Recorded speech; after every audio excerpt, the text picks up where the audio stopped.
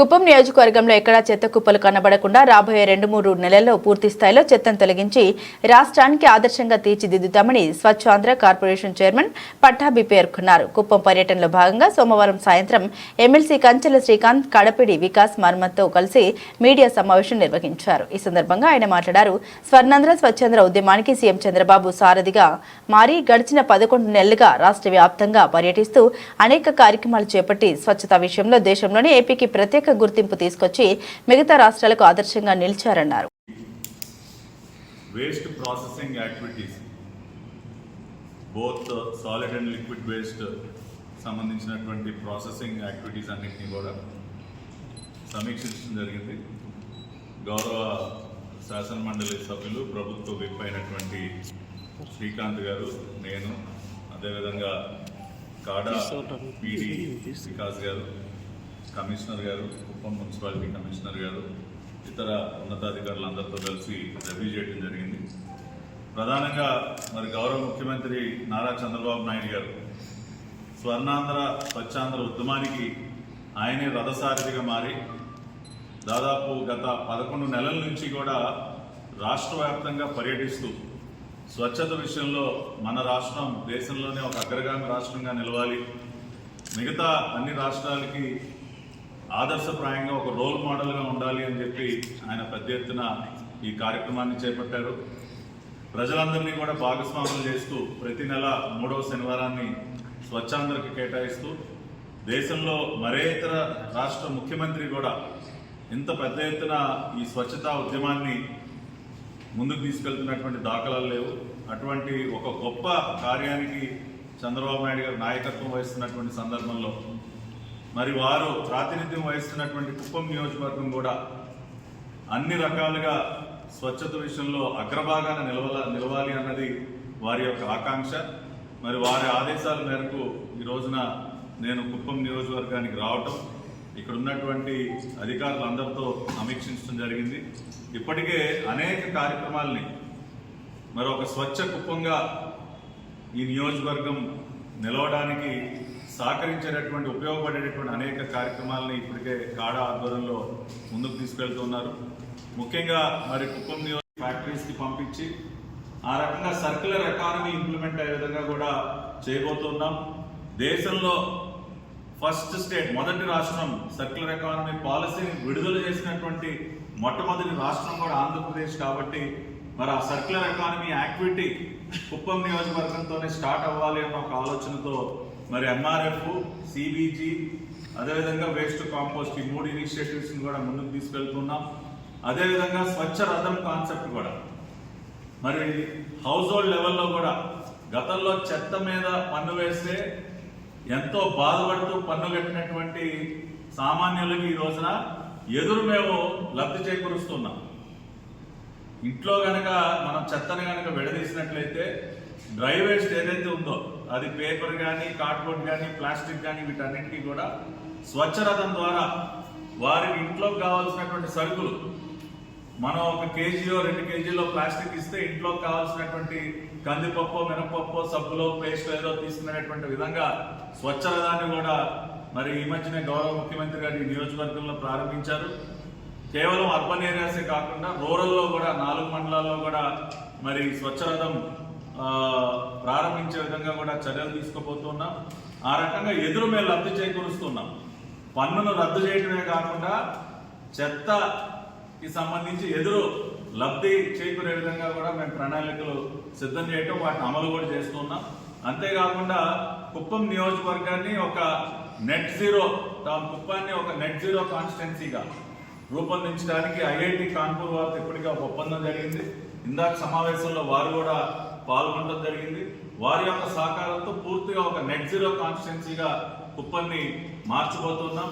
దానికి సంబంధించి waste collection సంబంధించి ఒక 130 వాహనాలు, ఎలక్ట్రిక్ వాహనాలని సేకరించడానికి ఇప్పటికే మరి ఈరాయిల్స్ కంపెనీతో ఒప్పందం జరిగింది. ఈరాయిల్స్ కంపెనీ వారి యొక్క సిఎస్ఆర్ యాక్టివిటీలో భాగంగా ఒక 130 వాహనాలు బోత్ కుప్పం మున్సిపాలిటీలో అదేవిధంగా 4 మండలాల్లో కూడా చెత్త సేకరించడానికి ఒక 130 వాహనాలని మేము డిప్లాయ్ చేయబోతున్నాం. అంతేకాకుండా ఒక 3 కాంపాక్టర్స్ ని ఫస్ట్ ఫేజ్ లో సిఎన్జి కాంపాక్టర్స్ కూడా అందించబోతున్నాం. ఒకటి ఆల్రెడీ డెలివర్ చేశాం, ఇంకొక 2 కాంపాక్టర్స్ కూడా అందించబోతున్నాం. అంతేకాకుండా ఎలక్ట్రిక్ వెహికల్సే కాకుండా ఇంకా ట్రైసైకిల్స్ కానీ పుష్కర్ అందించడం జరిగింది. జై జవాన్ జై కిసాన్ తో పాటు జై స్వచ్ఛ సేవక్ అనే ఒక నినాదాన్ని కూడా మరి గౌరవ ముఖ్యమంత్రి గారు మనకు అందించారు. దాని స్ఫూర్తితోనే స్వచ్ఛాంధ్ర కార్పొరేషన్ ఒక స్వచ్ఛ సేవక్ దళను కూడా ఏర్పాటు చేయబోతుంది.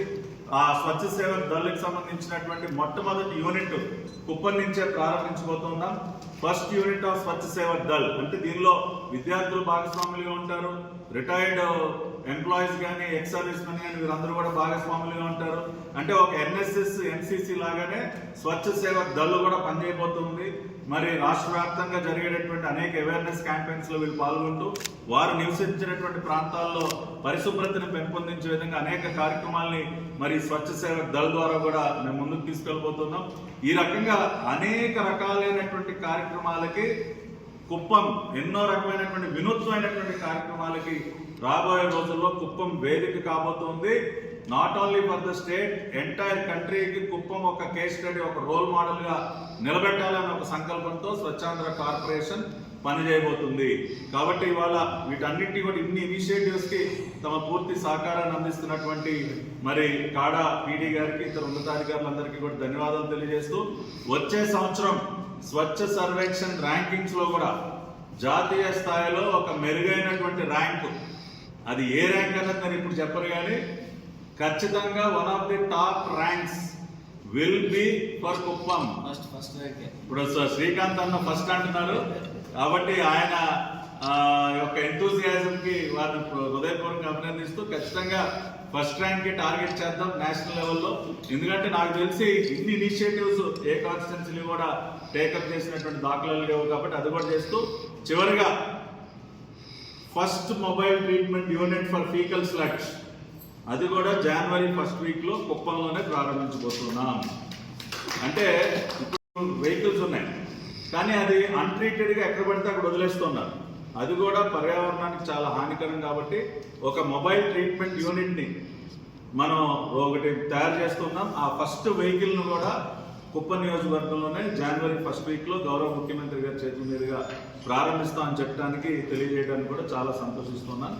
ఆ రకంగా Swachhandhra corporation is entirely behind Kuppam and KADA and will extend all our corporation to make this a role model in swachhata for the entire country. Thank you. ఎకరాల్లో ఉన్నటువంటి లెగసీ వేస్ట్ ఏదైతే మరి గత ప్రభుత్వం చెత్తని ప్రాసెస్ చేయకుండా ఎక్కడికక్కడ వదిలేసి వెళ్ళిపోయిందో, ఒక పక్కన చెత్త మీద పన్నేసి మరి ఆ చెత్తను మాత్రం ఎక్కడికక్కడ వదిలి వెళ్ళిపోయినటువంటి చెత్త ప్రభుత్వం గత ప్రభుత్వం 85 లక్షల టన్నుల చెత్తని రాష్ట్ర వ్యాప్తంగా అన్ని మున్సిపాలిటీల్లో కూడా వదిలేసినటువంటి పరిస్థితి.